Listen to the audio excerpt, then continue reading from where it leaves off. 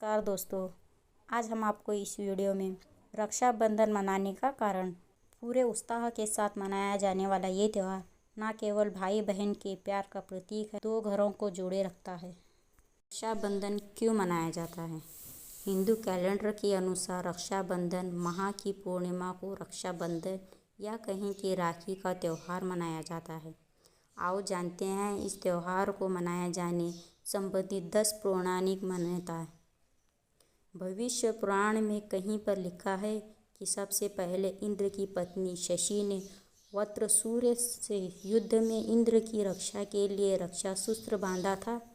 इसीलिए जब भी कोई युद्ध में जाता है तो उसकी कलाई पर कलाई या मूल्य या रक्षा सूत्र बांधकर उसकी पूजा की जाती है। देवी लक्ष्मी ने राजा बलि को अपना भाई बनाकर हाथों में अपने पति की रक्षा के लिए ये बंधन बांधा था और अपने बंधन पति श्री हरि कृष्ण को अपने साथ ले गई थी। दूसरी कथा में हमें संकट पुराण, ब्रह्मांड पुराण और श्रीमद् भागवत पुराण में मिलती है।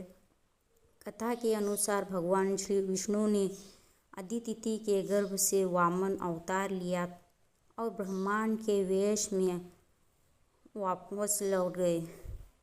सुराज राजा बलि के द्वारा भिक्षा मांगने पहुंच गए। चूँकि राजा बलि महान दानवीर थे तो उन्होंने वचन दे दिया कि आप जो भी मांगेंगे मैं वो दूंगा। भगवान ने बलि से भिक्षा में 3 पग भूमि की मांग ली। बलि ने तत्काल हाँ कर दी क्योंकि 3 पग ही भूमि तो देना थी।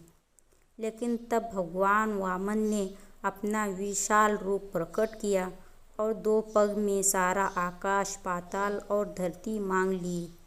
फिर पूछा कि राजन, अब बताइए कि तीसरा पग कहाँ रखूं? तब विष्णु भक्त राजा बलि ने कहा, भगवान आप मेरे सर पर रख लीजिए। और फिर भगवान ने राजा बलि को रसातल का राजा बनाकर अर्ज अमर होने का वरदान दे दिया। लेकिन बलि ने इस वरदान के साथ ही अपनी भक्ति के बल पर भगवान से रात दिन अपने सामने रहने का वचन ले लिया। दूसरी कथा में भगवान को वामन अवतार के बाद पुण्य लक्ष्मी के पास जाना था, लेकिन भगवान ये वचन देकर फंस गए और वे वहीं रसातल में बलि की सेवा में रहने लगे। उधर इस बात से माता लक्ष्मी चिंतित हो गई। ऐसे में नारद जी ने लक्ष्मी जी को एक उपाय बताया। तब लक्ष्मी जी ने राजा बलि को राखी बांधकर अपना भाई बनाया और अपने पति को अपने साथ ले आई। उस दिन विष्णु मास की पूर्णिमा तिथि थी। तभी से ये रक्षाबंधन का त्यौहार प्रचलन में है।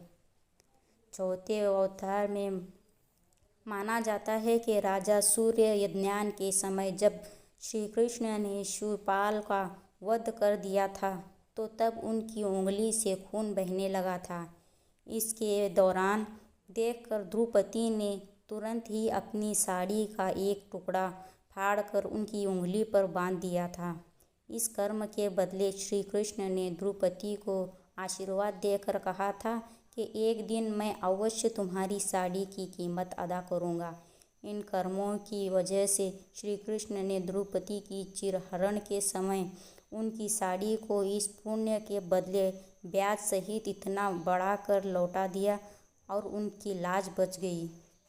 कहते हैं कि इसी के बाद रक्षाबंधन पर बहन द्वारा राखी बांधने की परंपरा की शुरुआत हुई थी। उत्तर भारत में रक्षाबंधन वाले दिन अर्थात श्रावण की पूर्णिमा को राखी का त्यौहार मनाया जाता है, जबकि दक्षिण भारत में समुद्र क्षेत्रों में नारियल पूर्णिमा का त्यौहार मनाया जाता है। नारियल पूर्णिमा खासकर सभी मछुआरों का त्यौहार होता है। मछुआरे भी मछली पकड़ने की शुरुआत इसी दिन से भगवान इंद्र और वरुण की पूजा करने से करते हैं। पूजा के दौरान विधिवत रूप में उन्हें केले के पत्तों को समुद्र किनारे नारियल अर्पित किए जाते हैं।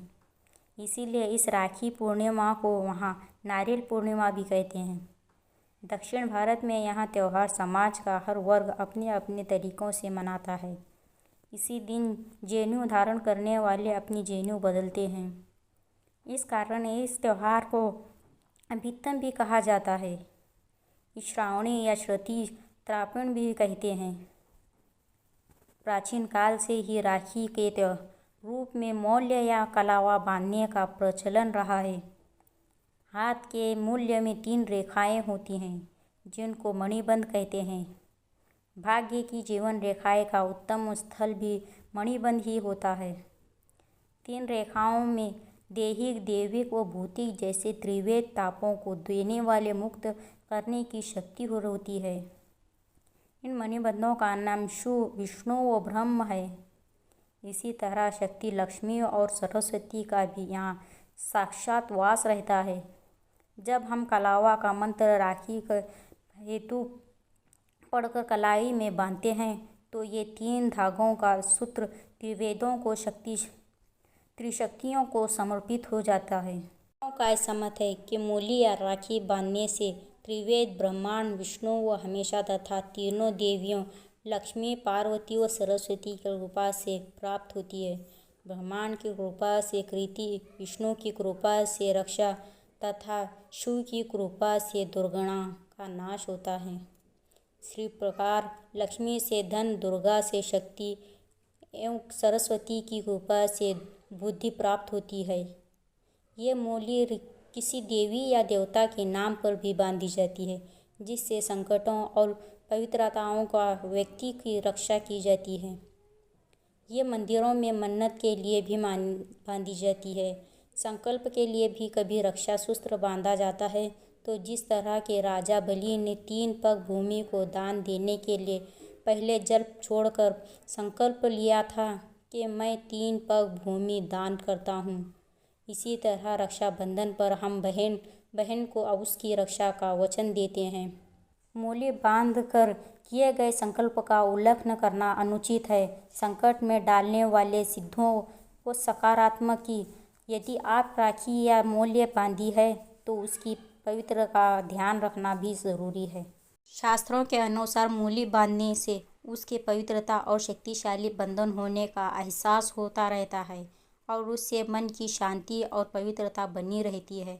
व्यक्ति के मन में, मस्तिष्क में बुरे विचार नहीं आते और वो गलत रास्ते पर नहीं भटकता।